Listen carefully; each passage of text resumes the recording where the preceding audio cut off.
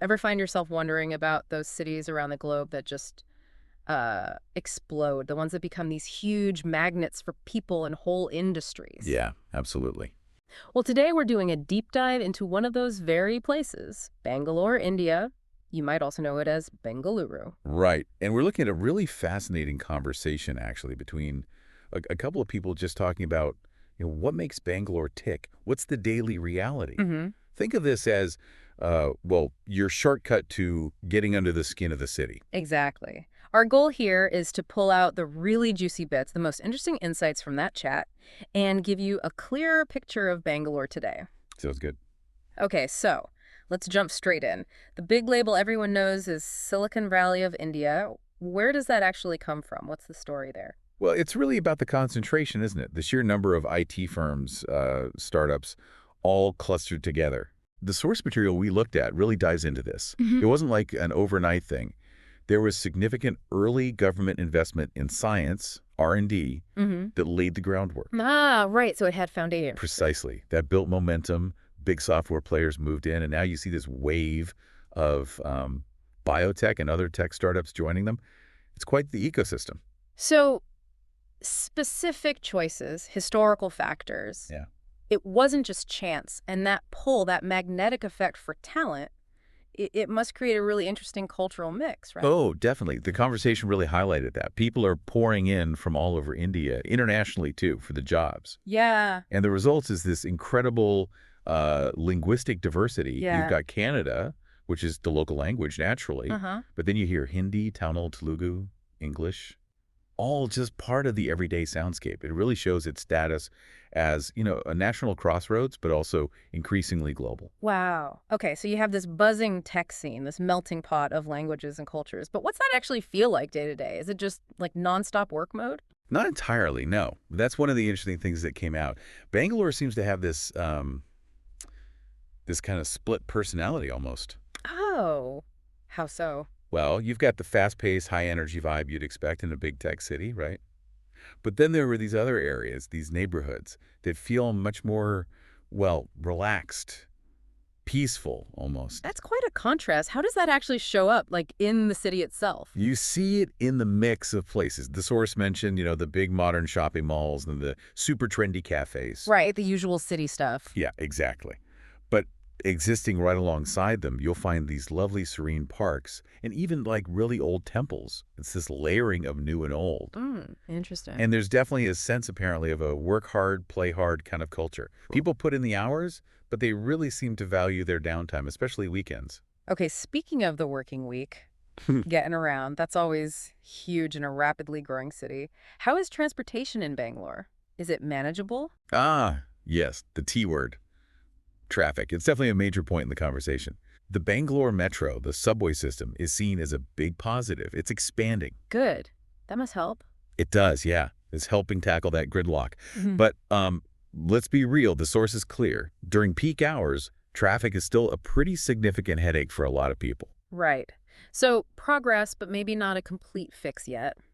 What else are people using? Buses, rickshaws. All of the above. There's a big bus network that's kind of the traditional public transport backbone. Uh-huh. Then you've got the auto rickshaws everywhere. They're, nimble for shorter trips.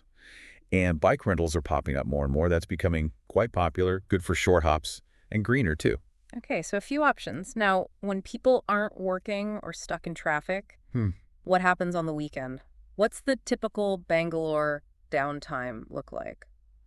Seems like a pretty standard mix, but with some nice local twists, malls, movies, trying out different restaurants and cafes. And the food scene sounds great. We should touch on that later. But what seemed really key in the conversation was the access to nature, even within the city itself. Oh, really? That's maybe not the first thing you think of with a Silicon Valley. Green spaces. Yeah. The source mentions specific parks and lakes right there in Bangalore. Places to just, relax, get some fresh air. Vital green lungs, they call them. That's great. And if you want a proper escape, it sounds pretty common for people to take short trips out. Places like Nandi Hills for views or Mysore for history. They're apparently quite close. So you get the city buzz, but nature's not too far away. That sounds like a good balance. What about like longer term stuff? Education, opportunities for learning. Yeah, another big plus mention for Bangalore. It's a major educational hub. Seriously prestigious institutions there. Like which ones? The conversation specifically name-dropped the Indian Institute of Science, ISC, Ah, yes, world class. and the Indian Institute of Management, Bangalore, IMB.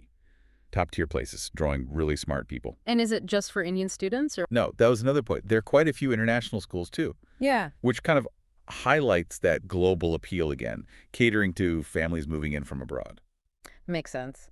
Okay, industry, culture, lifestyle, education. How about just day-to-day comfort, the weather? What's that like? You hear different things about India's climate? Right, and it's something you don't always think about, but it massively affects how pleasant a place is to live. Mm-hmm. Bangalore seems to score really high here. Yeah. The conversation described the climate as really mild, pleasant, like not too hot in the summer, not too cold in the winter, just comfortable. Wow, no extreme seasons. That sounds almost perfect. It was definitely presented as a major advantage, yeah. A big tick in the pro column for living there. Okay, I can see why. Now, you mentioned the food scene earlier. Let's circle back. What's a must-try? Give me a taste of Bangalore. Yes. Food. Mm-hmm. Crucial. The source got quite specific here, highlighting the masala dosa. Ooh, I think I know that one. The crispy pancake thing. That's the one. But the description was great. A thin, crispy crepe, right, made from rice and lentils. So it's filled with this amazing spiced mashed potato mix Mm-hmm. and served with coconut chutney and this lentil soup called sambar. Sounds incredible. Yeah, that does sound good. Very specific. So the masala dosa is kind of the iconic Bangalore dish. It certainly seems like a local hero, yeah. Hmm. A fantastic example of the kind of delicious South Indian food you'll find, though I'm sure it's just scratching the surface of a really vibrant food culture. Lots of traditional stuff alongside newer trends, I bet. Makes sense. So, okay, let's try and wrap this up. If you had to summarize Bangalore's essence based on this conversation, what are the key things to remember? I'd say. Number one, major global tech hub, right? Built on innovation, constantly attracting talent. Got it. Tech Central. Number two, that leads to a really rich, diverse culture and mix of languages. Mm-hmm. Three, it's got generally great weather, which is a huge plus. Four, strong education system, top universities. Right. And five, a dynamic city life, but balanced with access to parks, nature, weekend escapes, and obviously amazing food like that masala dosa. Plus, the infrastructure, like the metro, is catching up. So it's way more than just like an office park city. It's got history, culture, life, Yeah. a forward momentum, but also roots. Exactly that. The picture painted is definitely of a modern, buzzing city that hasn't lost touch with its cultural heritage. Seems like a genuinely interesting place to be, whether you're living there or just visiting. It really does. Okay, so we've covered a lot. The tech engine, the daily rhythm, getting around, chilling out, the schools, the lovely weather, and that mouthwatering dosa. Bangalore clearly is this multi-layered, dynamic place-making waves globally. For sure. And what really stands out to me is thinking about how that rapid growth, all that mixing of people and influences actually shapes the city's identity day by day. It's fascinating. That's a great takeaway. And maybe a question for you listening. Yeah. What part of how a city grows and changes grabs your interest the most? Thinking about Bangalore, this boom, this blend, does it make you think differently about the cities, or maybe ones you're curious about? Kind of prompts you to consider, what really forges the character of any city in this fast-moving world we live in.